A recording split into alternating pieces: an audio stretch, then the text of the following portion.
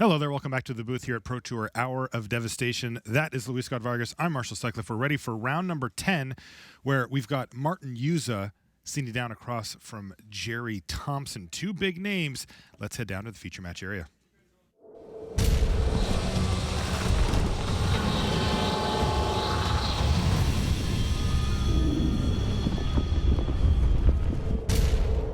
Hello and welcome back to coverage here. We're in Kyoto, Japan for Pro Tour Hour of Devastation. I'm Marshall Sutcliffe in the booth with Luis Scott Vargas, and we are ready for round number 10, where we have Martin Juza from the Czech Republic. He plays for Team Channel Fireball Fire. He's sitting at 6-3 and is currently in the lead for Draft Master. His opponent on the other side of the table is Gerry Thompson from the United States. He plays for Team Mutiny, also on 6-3. Looks like they're about ready to go here. Now, Gerry is on 6 cards here, Luis. Is that what you said? He is. He mulliganed and has a hand that does not currently have black mana, though he has blue and green mana. Okay, well, we'll see how that mana situation pans out there for Gerry as Martin makes, well, a play on turn 2. It's a Defiant Kenra, perhaps not the most powerful option in the format, but hey, at least he's on the board. He'll hold back that Proven Combatant. And I think happily trade for Spellweaver Eternal. Gerry can actually even play a Trial Strength and make it into a 3-2, but Defiant Kenra doesn't care about your rules. There's a Trial of Strength now from Gerry. That's going to trigger the Prowess on Spellweaver Eternal. But like you said, Martin's still pretty incentivized to just block here, right? He takes 2 instead of 3, but gets kind of a pesky 2-drop off the battlefield. And Martin does, in fact, make that trade, falling down to 17 thanks to Afflict.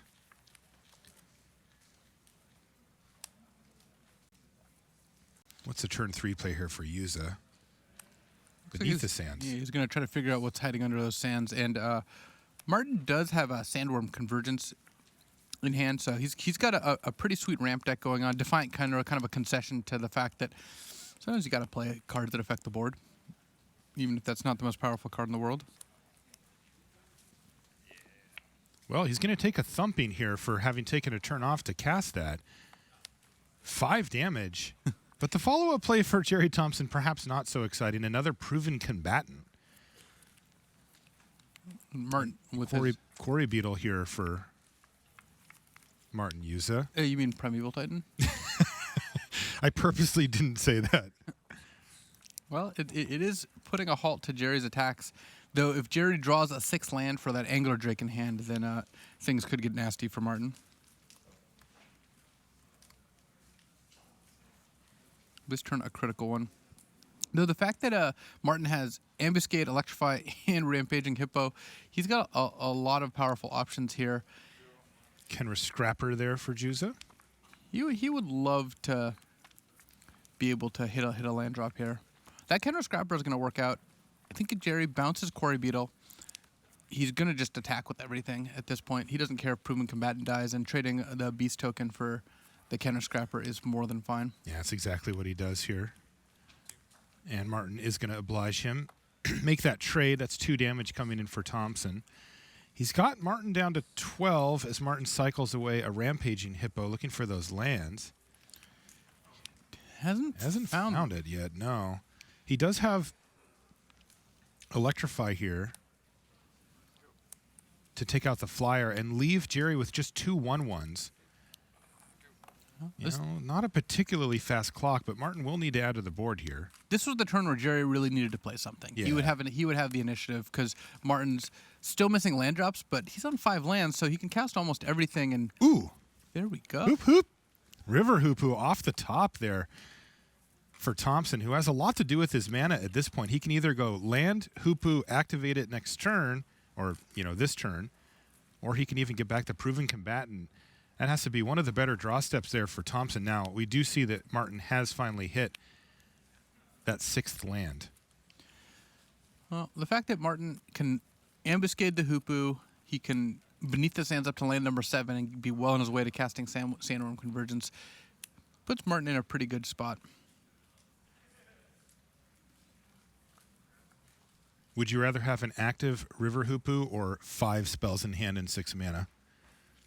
I think that given that one of those spells is a removal spell, I'd rather be on Martin's side of the board.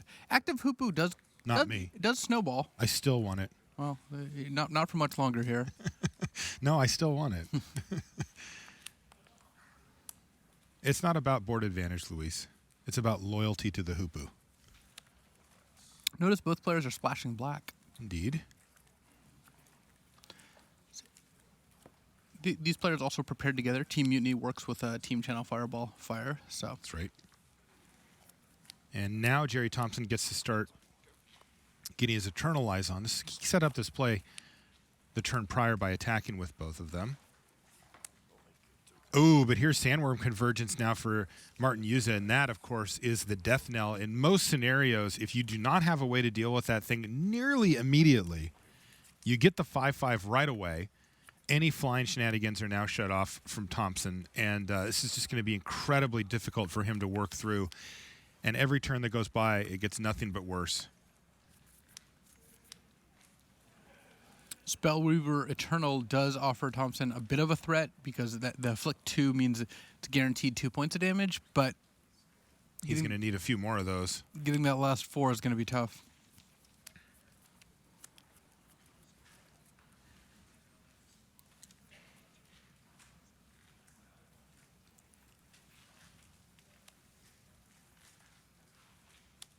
Wow, Martin's just going to jam with both of his creatures here. Gerry has a lofty life total of 17, so he can take the 9. Can also start, upgrading that Proven Combatant. Exactly. He could block with the Proven Combatant to try to set up something to do for sure next turn with at least 6 of his mana.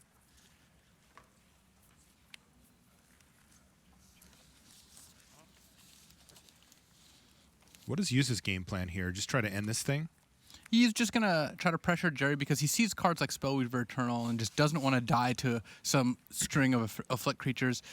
We saw, this kind of actually reminds me of the game that Pierre Dagen and William Jensen played yesterday in Standard, where Pierre was kind of on Martin's side, where he had a recurring advantage every turn.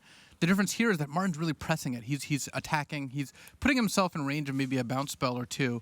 But the trade-off is that he doesn't give Gerry a lot of time, and he's going to be able to find ways to, or give Gerry fewer draw steps to find ways to push damage through. Because Martin's threatening lethal next turn. Right, and you could see, looking at how this attack went, it looked like, well, wow, he's attacking with his only 2 creatures. Look at his board state. He just put up, 12 power after that combat step, so not bad. Gerry drew a Benefaction of Ronas, I believe. Yeah, what Gerry's trying to figure out right now is, can he win this game? Should he show Martin the 5 cards he's going to reveal of Benefaction? Right. He decided that he'd rather just keep that information to himself. Thank you very much. And that's Martin Juza taking down game number 1 from Gerry Thompson. I can also tell you that Martin Mueller is up a game over Timothy Wu and Paulo Vitor Damarosa, 9-0. It just keeps winning. He's up a game in his match against Shintaro Kurata as well. All right, well, we've got a lot more live Magic for you here from round 10. We'll be back right after these messages.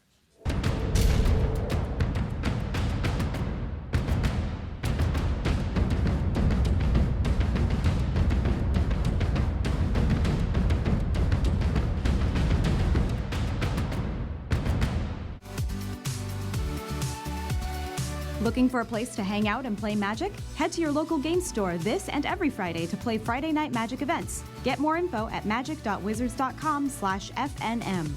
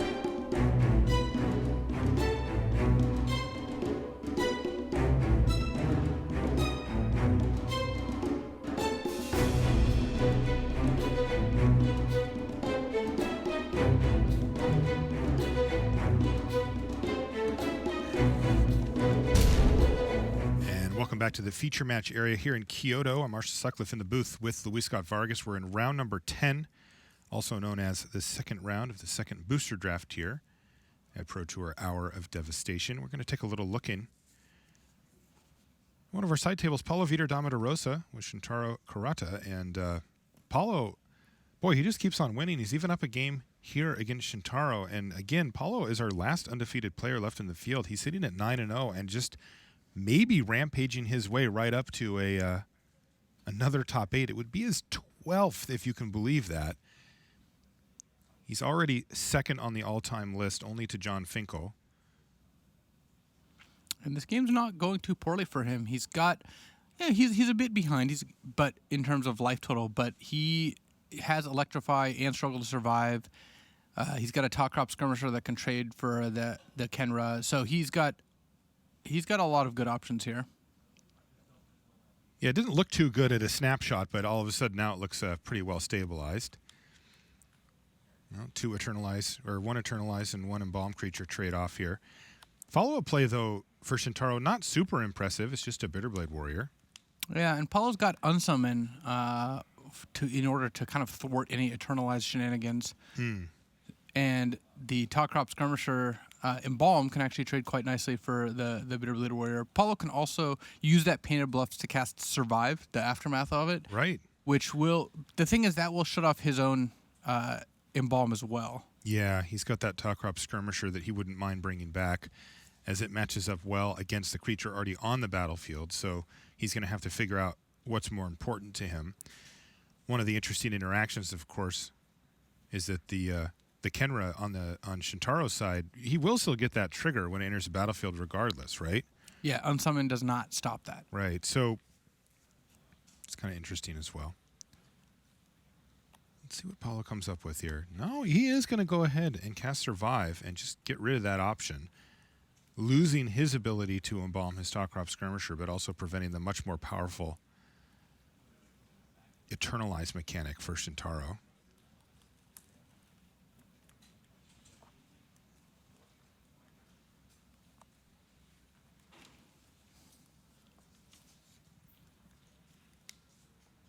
Does he have anything else to do here?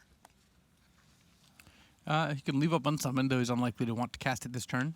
He really just hopes that Shintaro doesn't add another threat to the board here. Yeah, some 5-mana creature would be a nightmare for Paulo, but you know what? Shintaro doesn't have it. Well, Paulo doesn't have much either. He really wants to draw like a Sand Strangler. That would be an excellent draw for him. Is that a Haze of Pollen for Shintaro? Not for long. It's about to become a random card instead. Cycling 3 on Haze of Pollen, but well, you do what you got to do. And here we go.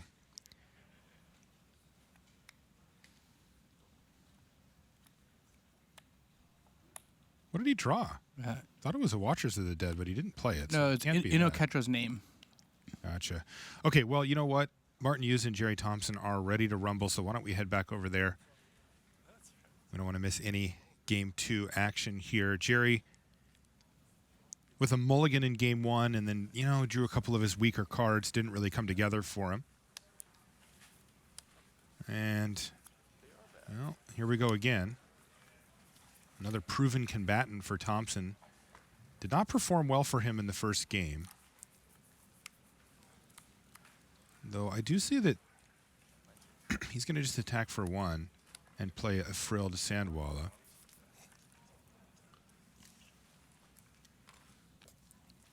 But he does have a Cartouche of Knowledge in his hand that he could use to get one of these small creatures up in the air and bashing. Little upgrade. In the meantime, it's 1 mana 1/1 followed by 1 mana 1/1 for Gerry. And what is Martin doing here? He hasn't played his land for the turn yet. He's deciding how he wants to sequence things, but he's got a Watchers of the Dead himself.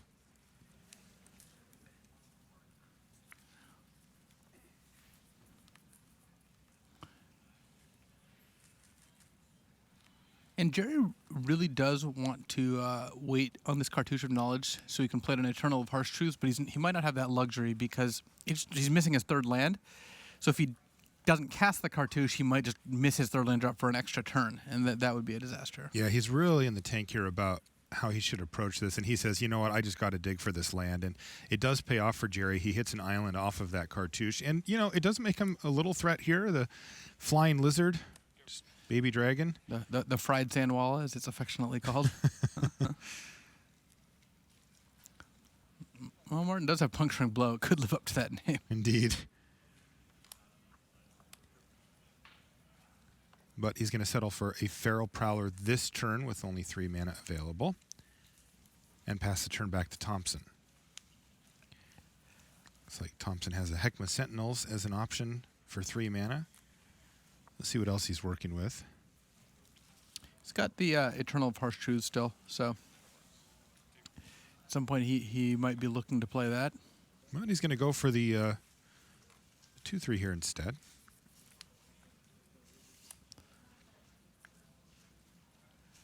And this is defeat kind of aggressive.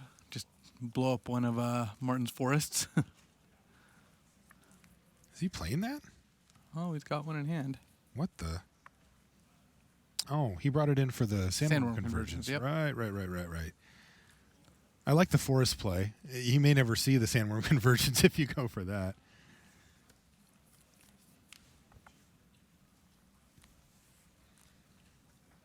Martin does, in fact, put Lizard on the menu there. Puncturing Blow is going to take care of that. So now Martin has to decide whether he wants to block in the face of Gerry potentially having a Cycler. I think given that if Feral Prowler dies, it's just upside. It doesn't seem like a very high cost to just block with the Prowler. Martin decides the same. And there's that Eternal of Harsh Truths now for Thompson. Could be a nice recurring threat for him and maybe even a source of card advantage if he can find it. So Scrounger of Souls now for Juza really does kind of stabilize this board for him. Yeah, it's a somewhat unconventional splash, but against a deck as aggressive as Gerry's, Martin might have figured that it's just going to do a lot in any kind of race.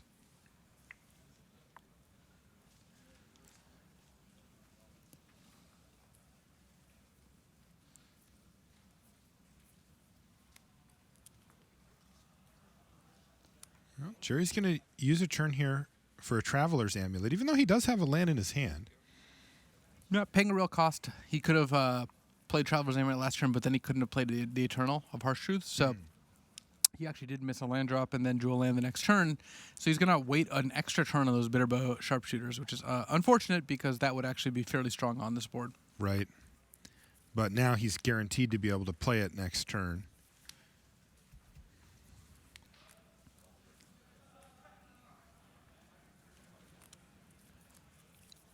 Also, having stumbled a little bit early, Martin may still be under the impression that Gerry is not hitting a land drop.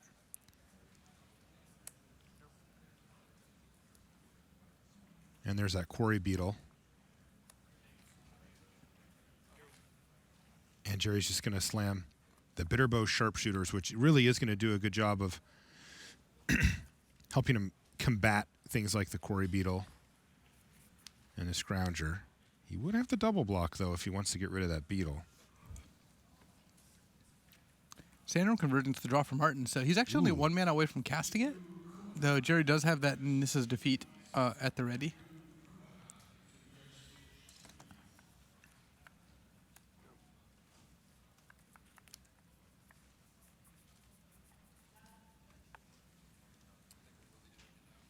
One problem with Nissa's Defeat that you can see on your screen here is it is a sorcery. And that means that Martin's going to pay 8 mana for a 5/5. Even given that Gerry has the answer that he sideboarded in for it. Yeah, and that's pretty tough because That's a beating. it's not like Martin just automatically wins if he has Sandworm Convergence now, but it still puts Gerry in a pretty tough spot. It's a little bit threatening to get a little bit of damage in, though. Yeah. Martin at 15, though, he could afford to ignore it for a significant amount of time. Well, it's a 15-turn clock. Yes. The time is ticking. You sure you don't want to give that advantage bar back over to Gerry? And there we go. Sandworm Convergence. Of course, Martin's going to be a little concerned that Gerry may have some type of counterspell for it, but he's going to run it out and be pretty happy probably thinks, well, I got this one. Gerry's going to surprise him a little bit. Gerry's actually flooded now. It's funny because he actually missed land drops early, but now he's in a position where he's got more lands than he knows what to do with. Yes. And there it is, first blood for the Slitherblade. 14 more to go for him. And there's the Nissa's defeat to take out Sandworm Convergence.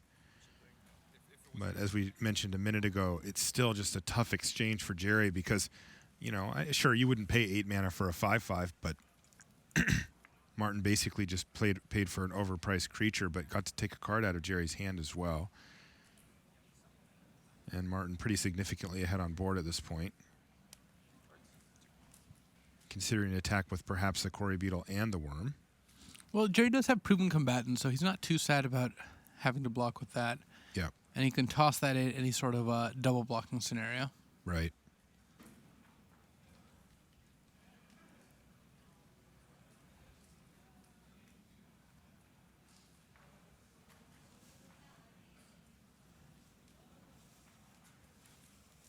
So Bitterbow Sharpshooters can team up with any of the other creatures to take down something like the Sandworm. Alternately, all 3 of Gerry's small creatures could take out one of those. Oh, no, they're one short without any sort of discard outlet.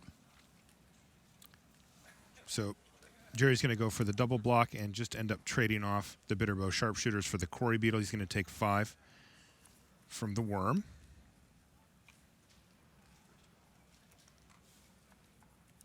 Slitherblade knows no other way of life other than to keep attacking. And there's Unquenchable Thirst, though, on the Worm, so Gerry's done a good job of getting this board much more close to stable, though now the Scrounger of Souls looks like it could attack. It could. Gerry can triple block, and then the Scrounger takes out one of the 2/3s, or the 2/3 or the 1/3. Not a great super scenario exciting for Juza, that's right. Juza does have Electrify in hand still, so he would be able to mess up a potential triple block. And he actually could have tried to stop the Bitterbow Sharpshooters from defeating the Quarry Beetle last turn, but I'm not surprised. Martin's a fairly patient player, so he's not going to want to go for things if he doesn't need to. Dune Diviner for Juza. Doesn't look amazing here, though. If you can find a desert, it will nullify the Slitherblade.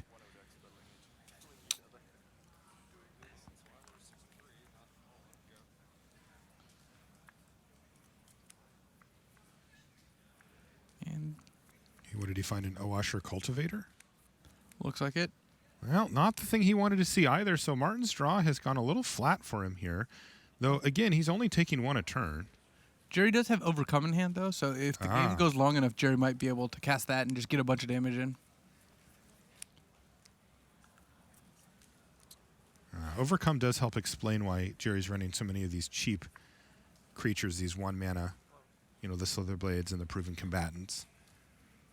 And Gerry's quietly building out his board here. He's now up to 5 creatures, and even though there's a lot of toughness for Juza on the battlefield, Overcome could be pretty good. Is Martin considering, he was thinking about using that Oasher Cultivator on his upkeep, just to take another land out of his library.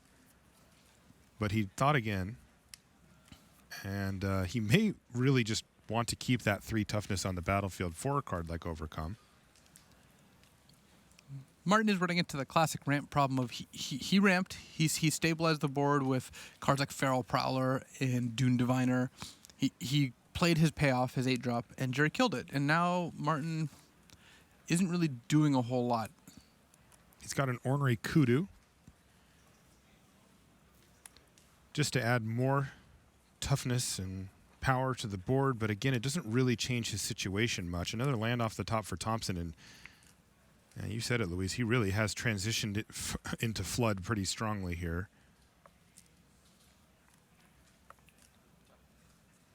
Slitherblade keeps on chipping away. Maybe Slitherblade is just great. Maybe it's done 5. Was that a Chaos Maw? I think so. Uh-oh. All right. I just took a quick survey of Gerry Thompson's board, and it's all of them. Oh, boy. Martin Juza with the rip there. Chaos Maw. Now, what would he lose on his side? He would lose the Feral Prowler, the Watchers of the Dead, the Dune Diviner, and the Oasher Cultivator. And he'd get to keep his Scrounger of Souls and His ornery kudu. His kudu, and then, of course, the Chaos Maw itself. And the worm token. Right, which isn't doing a ton here. But it would still survive. And once Martin... So what's Martin's game plan here as far as when does he cast it? He could have cast it last turn. He chose not to. He wanted to get that cultivator gone. He also wasn't in a huge hurry and still isn't in the sense that he's only taking one a turn. Gerry's creatures don't do a whole lot, but one reason to do this is you don't know what else Gerry has in his deck. You don't want him to play like a pump spell on the Slither Blade or something threatening. And I think, yeah, playing it this turn sounds very good. This also lets him play around Supreme Will by having 3 lands available. And this is the trigger from Chaos Maw, and this is going to be doom for Gerry Thompson. It literally wipes his whole board.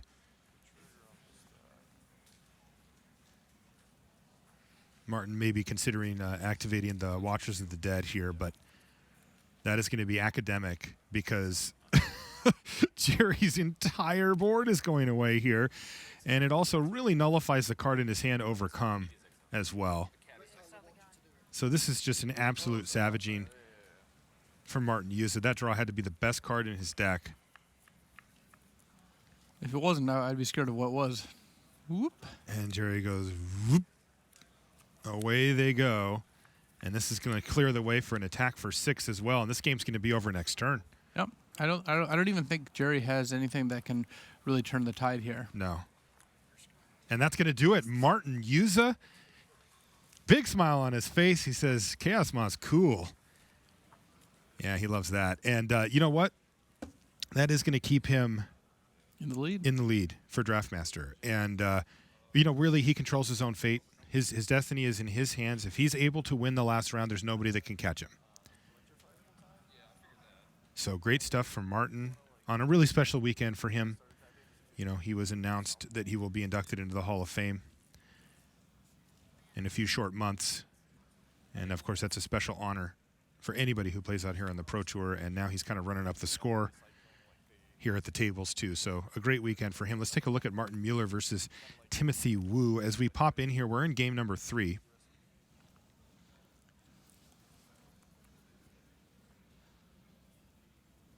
And how are we looking here, Luis? I see a Moaning Wall with a counter on it, a Baleful Omet.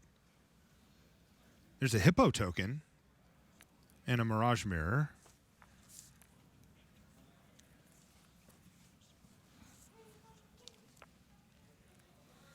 Tim was looking pretty good here. He's the aggressor. Moaning Wall does a pretty good job of receiving -1/-1 counters.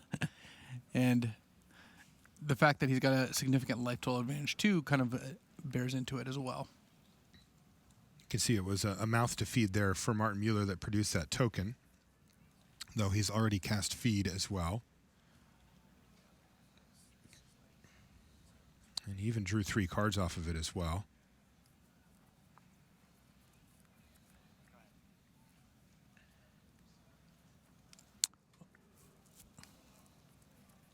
Ooh, 7 mana? Oh, Sifter Worm. Yeah, can we giddy up U-turn on that advantage bar? Because Sifter Worm, well, it only hit 1.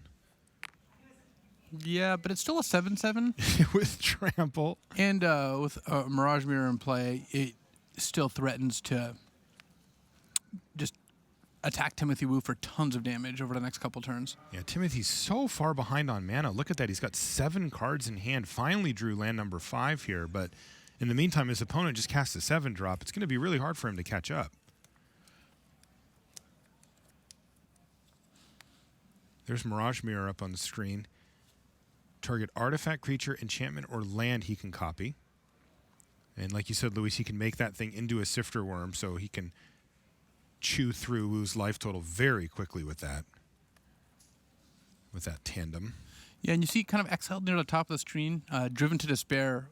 Looked like it had Timothy Wu drawing 2 and Martin Mueller discarding 2. When he came in, Martin was discarding 2 cards. Yeah, I was wondering what he was discarding 2. That makes sense. So that was a lethal sting to take out the Sifter Worm. And, that effectively takes out 2 Sifter Worms as the Mirage Mirror no longer can copy it. So that was a big swing back in Timothy Wu's favor, and we got a game on our hands here again. Yeah, both players actually have tons of cards and not as much time to do with them. Martin having the advantage of having 7 lands in play versus Timothy's 5, but Timothy was able to play 2 effective cards that turn and leave himself with a good amount of stuff on board. Martin did leave that Shed Weakness on top of his library as well with the Sifter Worm, and it doesn't look so hot here. No, especially since Timothy knows it's coming. Right. It got revealed by Sifter Worm.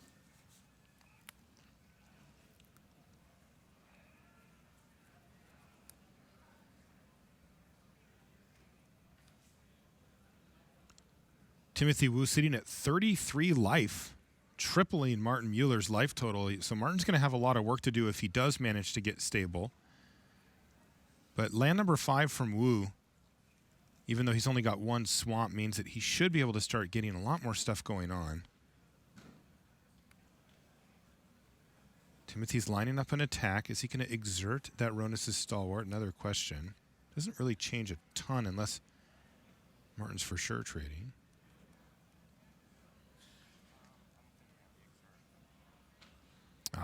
Chat's saying that he actually bottomed all 3, and that the combat trick that he put on top was just the next card, which makes sense. It would be weird to put that on top of your library. Yeah, that's not a card he's particularly looking for. Might have been just 3 lands.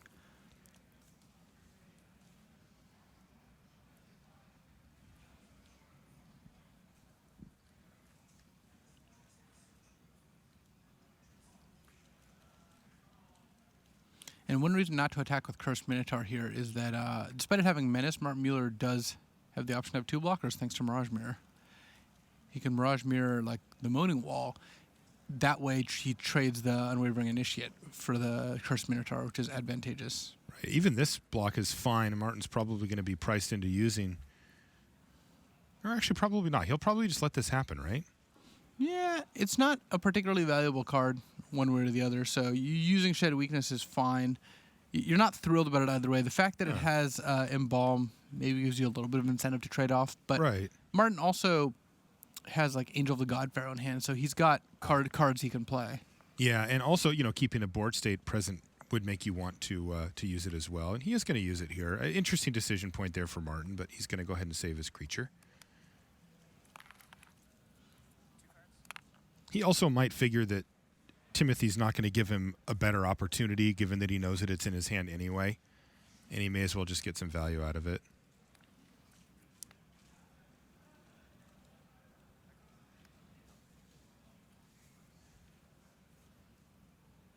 Ooh, Dream Stealer is what Tim found off of cycling that desert. Ooh, Dream Stealer? That's pretty good. He's got 3 mana left. Ooh. It's a threatening card. It means that if Tim can find a pump spell or some other way to increase its power, he can actually put quite a beating on Martin Mueller here. Though it cuts both ways. Martin Mueller has that Mirage Mirror. He could actually threaten to steal some dreams of his own. Yeah, he doesn't have quite enough mana to cast the Angel. In fact, he drew another one, by the way, and get that attack going, but... Is he just going to play one of the Angels? Yeah. Angel of the God Pharaoh comes down for Mueller, and he passes the turn back. So a little bit of a precarious position for him, as a removal spell could clear the way for the Dream Stealer to strike and get a card out of Martin's hand. Yeah, unfortunately for Tim, doesn't have any way to get rid of that Angel, at least right now. And that leaves him in a position that's kind of unenviable, where if Martin draws a land, he can play another Angel and have Mirage Mirror up. If he draws a spell, well, he drew a spell, and that's usually pretty good too.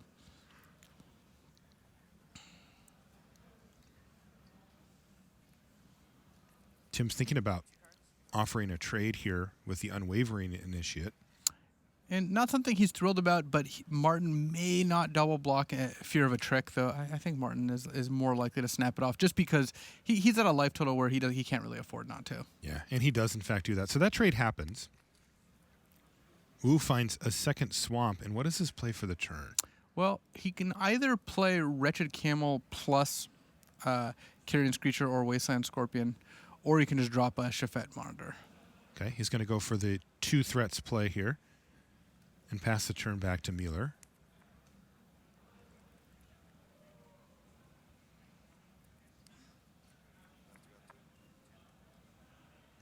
can see that Tim Wu does, in fact, have a desert in his graveyard for the Wretched Camel, so if it were to die, Martin would be discarding, so he's going to have to be careful about keeping an extra card in his hand, maybe something expendable. In the meantime, though, he's going to play another Angel and just pass the turn back. And it looks like because the land that Martin drew was a Desert of the True, it doesn't help to play it because he can't activate Mirror this turn, and then next turn he'd rather just cycle it. It also gives him a card to discard a Camel if it does come down to that. Right. Ooh, Splendid Agony, interesting.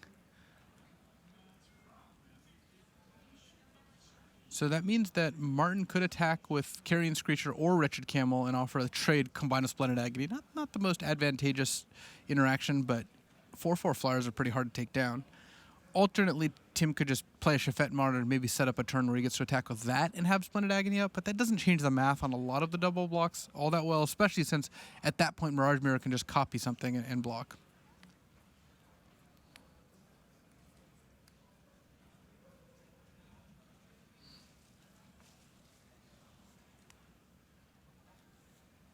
Wasteland Scorpion for Wu.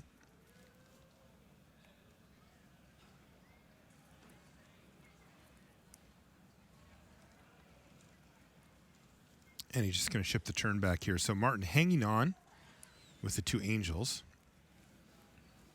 Well, between the 2 Angels and the Mirage Mirror, he's got quite the Air Force. Yeah, he's also got a pair of Sandblasts in his hand, which should be quite good against Timothy. Possible Martin wants to cycle that desert right now, because if he draws an untapped land, then that's a good play, and he gets to play both Sandblasts or use Sandblast plus Mirror. If he misses, he has more options as to what he can do. Looks like he sees the way to attack with one of the 2 Angels, so he's going to get in for 4, knock Timothy from 33 down to 29, and he's not going to do anything. He's just going to pass the turn back. Got to start somewhere, though. Ambuscade, very good draw for Timothy. Mm-hmm. So he doesn't know what Martin has. He clearly, if he casts Ambuscade, he has to be worried about Martin having a combat trick of some kind. Right. If Martin had his own Ambuscade, for example, that would be a disaster for Tim. He could respond by killing Tim's creature. But otherwise, Tim can use Carrion Screecher or Wasteland Scorpion to knock out Untapped Angel and then attack. He's got a Mantis creature and a creature he doesn't care about whether it dies or not in the Camel, and he's got Splendid Agony to help finish off the Angel. So Tim could go for it here.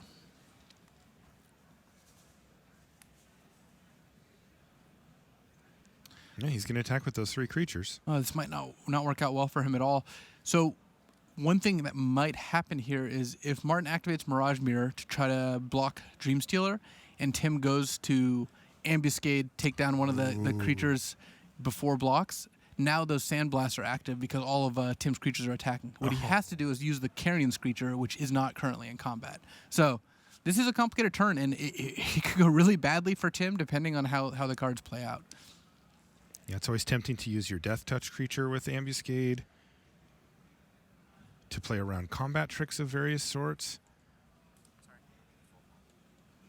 So the Mirage Mirror does become a 4/4 Flying Angel.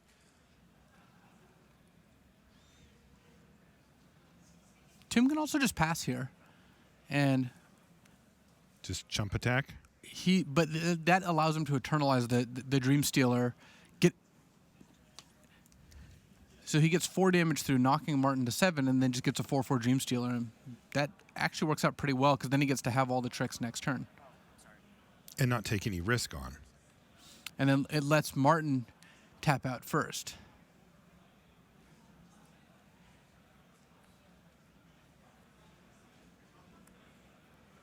So sandblasting the Wasteland Scorpion most likely. Yeah, Martin Mueller with 2 Sandblasts in hand just wants to get one of them out of his hand and preserve his life total a bit here.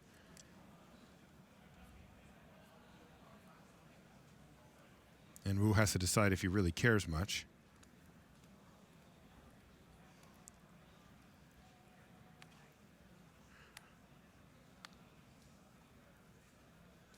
He is going to go for Ambuscade here. Oh, and he's going to use the Wasteland Scorpion to just take down the Mirage Mirror here And this turned out really nicely for Wu, although the problem, of course, being that he now cannot get the Dream Stealer back this turn. Right. The one thing I don't like about this turn, it wasn't particularly mana efficient for Wu. He didn't get to Eternalize Dream Stealer. He got to trade Ambuscade for the Mirage Mirror, but I think that trade was available throughout a lot of the game. I see. And he only got 2 points of damage through, whereas his next turn is not looking as enticing right now. Okay, well, Martin Mueller says, I'll take it. Attacks for 4. Plays the Dauntless Aven. Probably just going to keep that forest in his hand. Tim could end of turn Splendid Agony, killing off Dauntless Aven, and then making the untapped Angel in 3/3, which allowed that Carrion Screecher to attack. Oh, he still had that Unwavering Initiate, so he is going to go ahead and just play out his land, and then use the Embalm on that. I do like this play.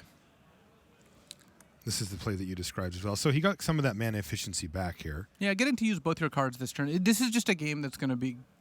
There are not going to be a lot of extra turns where Tim can't really afford to only spend 3 mana when he has 6. So Carrion Screecher trades for Angel. The Wretched Camel, which there is a Desert in the Graveyard, to be clear, Desert of the Indomitable, can trade for the Unwavering Initiate and Martin's last card. Martin might, at this point, just take the 2 points of damage. I think that seems most likely, given that his Sandblast is a valuable card. Right, he'd like to keep that in his hand. So he's going to fall down to 7 and make those trades, and then bang, there's Shafet Monitor for Timothy Wu. That's kind of his big finisher. Now, we know that Martin Mueller has the answer for it in his hand, though. Yeah, that Sandblast is going to be good. Gustwalker adds to the board, and now, all of a sudden, Martin's just ahead. He's ahead of 4/4 Flyer, and he's ahead of Duskwalker, or Gustwalker.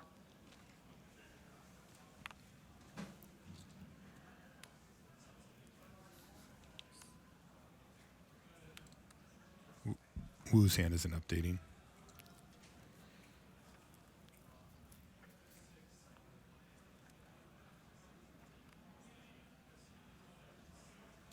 Okay, got it. And I like the opportunity to trade for Wretched Camel here when you have no cards in hand. And that Unwavering Initiate isn't getting past that Moaning Wall either way. Oh, is Martin deciding whether he wants to double block? That is getting... that's becoming very cautious, especially since Gustwalker does fly over the wall. Yeah, he decides not to do it.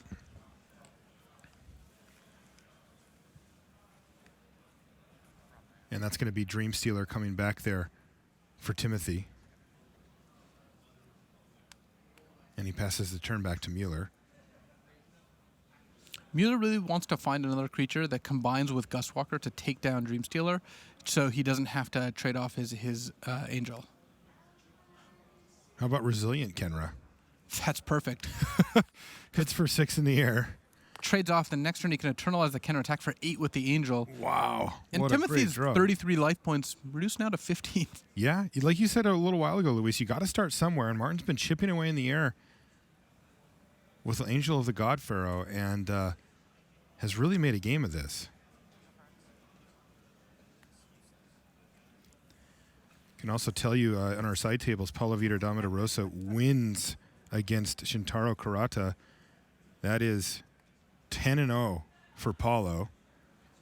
And Elias Watsfeld has defeated Christian Calcano to improve to 9-1. Calcano falling to 8-2.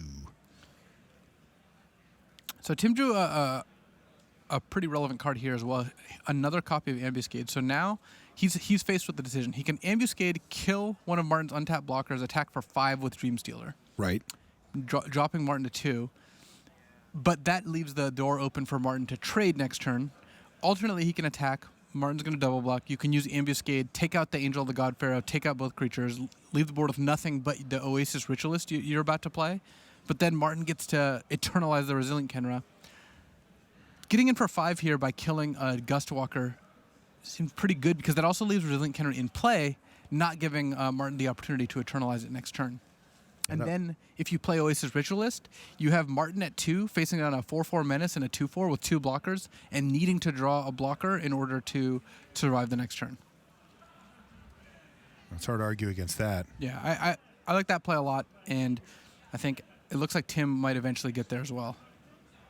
He's running through all the possibilities. He has to think of all the permutations of what will Martin draw, what will I draw next turn.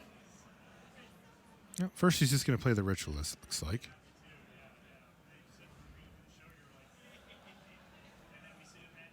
Oh, it looks like he actually might just be lining up a combat step here.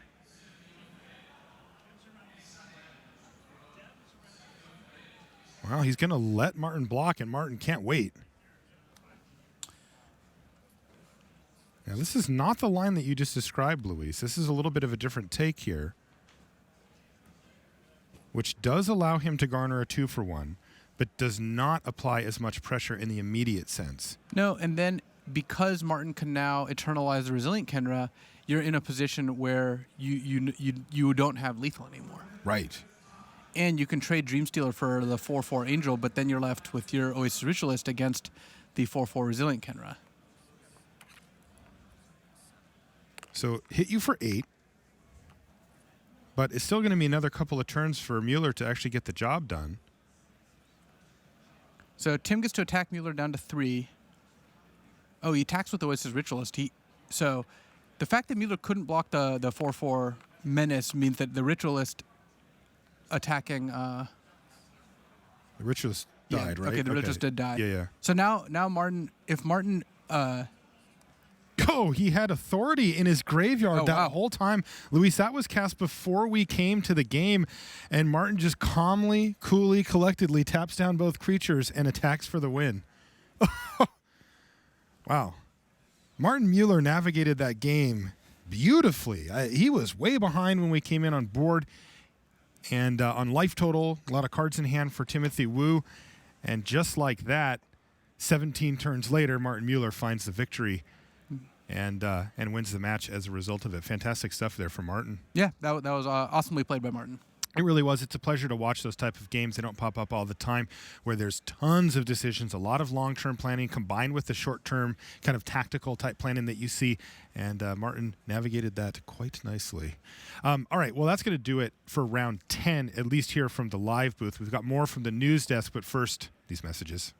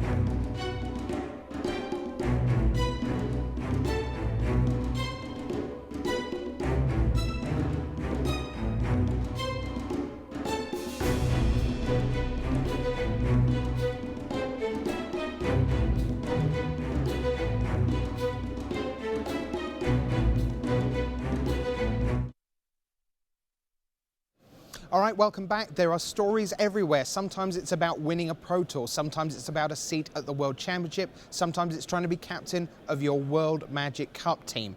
Sometimes it's about coming along to your first Pro Tour and battling with the best players in the world and going undefeated in draft. BDM, who are you with? Thanks, Rich. I'm here with Sergio Ferrer-Rotzlin, and he is from Valencia, Spain, and he is playing in his first Pro Tour. Sergio, how has this experience been for you? It's really amazing, especially the draft, the limited part where I am 5-0, so I'm really happy about it. So you come to the Pro Tour, you're playing on day one, it's maybe round 3 or something, and you get a feature match. Yeah. Who were you playing? Martin Juza. So I was a bit nervous, but finally it went fine. So you said that once you were sitting down, it was just a matter of playing Magic like any other opportunity? I felt a bit more relaxed when I sat down, I shuffle, I draw. Yeah, okay, now it's only Magic. I don't have to think who I have in front of me. I have to think on play the best I can. Now, you said that you won a limited RPTQ to qualify for this tournament. Is limited kind of your specialization in Magic? Yeah, it's the format I play the most. I also went pretty fine in the last GP, like 11-4, so I got the bronze. That was my goal for all this. And yeah, I think it's the part of Magic I do the best. So overall, how did Standard go for you? I know you ended up with 3 losses yesterday. What deck did you play? I play Mardu Vehicles, and I think it's not a good option for this tournament because of the metagame. So let's see today. Let's hope to find less mono-reds and more interactive matchups. Now, at this point with 3 losses, if you can win 4 of your next 6 matches, that would get you to come back for another Pro Tour next season, right? Yeah, I think so, yeah. With X5, I will come to the next one. So that would make me really happy. All right, so 1 more round of limited, 5 more rounds of standard. For Sergio, we're going to let him get back to it. Anything you want to say to your friends at home? Yeah, I want to send a hi to my friends in Valencia, especially to Juan, who helped me a lot with the limited. So thanks for all. All right, sending it back to you, Rich. Thanks. 1 round of limited. Maria, who's left for Draft Master? Martin Juza, Makis Matsoukas, and Paulo Vitor Dama de Rosa. It's real easy and also real complex. The real easy version is Martin Juza wins his next round. He is the Draft Master. More after this.